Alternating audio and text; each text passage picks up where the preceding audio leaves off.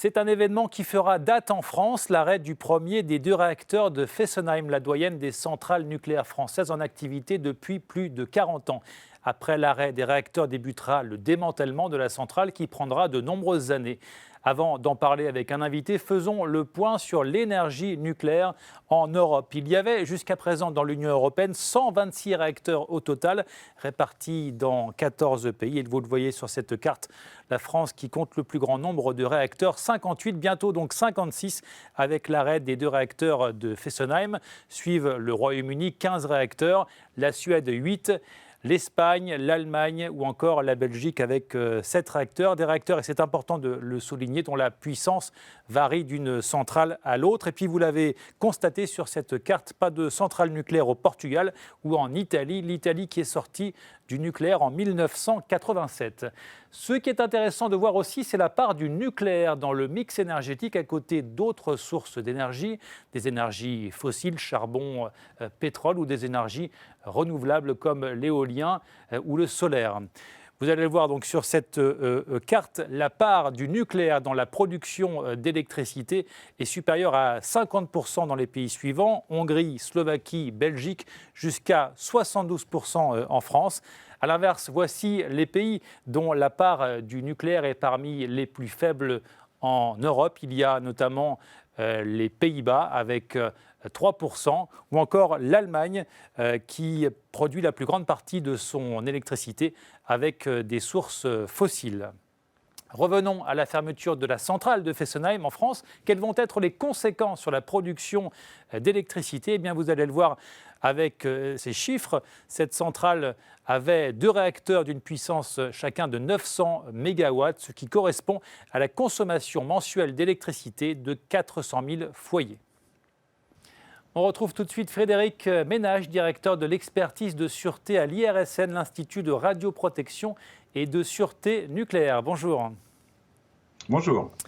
Alors après l'arrêt des réacteurs de Fessenheim va débuter le démantèlement de cette centrale.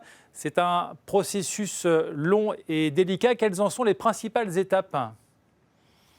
Alors, Fessenheim est un réacteur à eau pressurisée et il y a de l'expérience disponible sur le démantèlement des réacteurs à eau pressurisée puisque aux États-Unis, 7 d'entre eux ont déjà été complètement démantelés. Donc on sait que c'est techniquement faisable en utilisant des technologies qui sont relativement éprouvées. Donc la première étape consiste à retirer le combustible nucléaire. Donc ça prend à peu près 5 ans. Il faut d'abord attendre une période pour le laisser refroidir pour qu'il soit transportable et ensuite le temps d'évacuer l'ensemble du combustible. Il faut compter à peu près 5 ans. Ensuite arrive la phase de démantèlement proprement dite, qui va consister à démonter tous les équipements, toutes les structures de la centrale nucléaire. Il y a des opérations de découpe, par exemple la découpe de la cuve du réacteur nucléaire, qui est une opération importante. Et ensuite, tout ceci produit des volumes importants de déchets qu'il va convenir d'évacuer dans les filières appropriées. L'évacuation du combustible dont vous parliez, c'est la phase la plus délicate. Où ce combustible va être stocké ?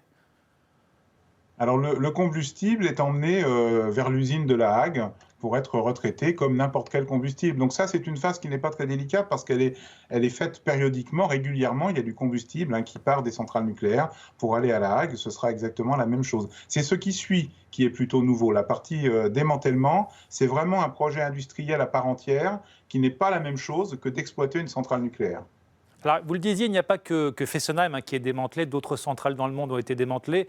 En Europe, est-ce qu'il y a des centrales qui sont actuellement démantelées ? Oui, il y a plusieurs projets en cours. Donc, si je m'arrête aux réacteurs à eau pressurisée, c'est-à-dire des réacteurs comparables, eh bien, il y a des démantèlements qui ont commencé en Allemagne. En France aussi, la centrale nucléaire de Chooz, qui est une centrale plus ancienne, mais avec la même technologie, est en cours de démantèlement. Et sur cette centrale, justement, les opérations de la cuve, de découpe de la cuve, se déroulent en ce moment. Donc, on s'appuie sur des techniques de démantèlement qui ont fait leurs preuves. Tout à fait. Alors, autour de ce démantèlement, il y a aussi une économie. Cela représente combien d'emplois de démanteler une centrale ? Alors écoutez, je n'ai pas de chiffres. Le démantèlement de Fessenheim va être le premier pour les réacteurs de la génération actuellement en exploitation.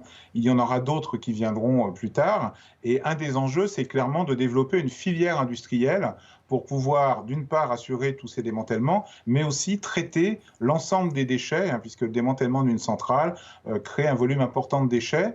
Il n'y a que 6% de ces déchets qui sont des déchets radioactifs, mais ils doivent tous être traités correctement dans des installations d'entreposage et de stockage appropriées à leur nature. L'arrêt de cette centrale, après 43 ans d'activité, c'était une décision qu'il fallait prendre, selon vous ? C'est une décision qui revient aux autorités politiques. En tout cas, pour ce qui est de la sûreté nucléaire, les derniers examens, donc pour les 30 ans, n'avaient pas révélé de difficultés particulières. L'exploitant avait pu faire les travaux nécessaires. Et puis, évidemment, comme l'arrêt a été décidé, eh bien, il n'y a pas d'examen pour les 40 ans. Comme pour les autres centrales. Vous savez que cet examen pour les 40 ans est en cours sur l'ensemble des réacteurs de 900 MW. Fessenheim en faisait partie, mais comme il est arrêté, eh bien, il n'y a pas de réexamen de sûreté complet pour cette centrale. Dernière question, certains, notamment en Alsace, s'inquiètent d'une pénurie à venir d'électricité dans la région avec l'arrêt de Fessenheim. Est-ce que c'est une inquiétude légitime ?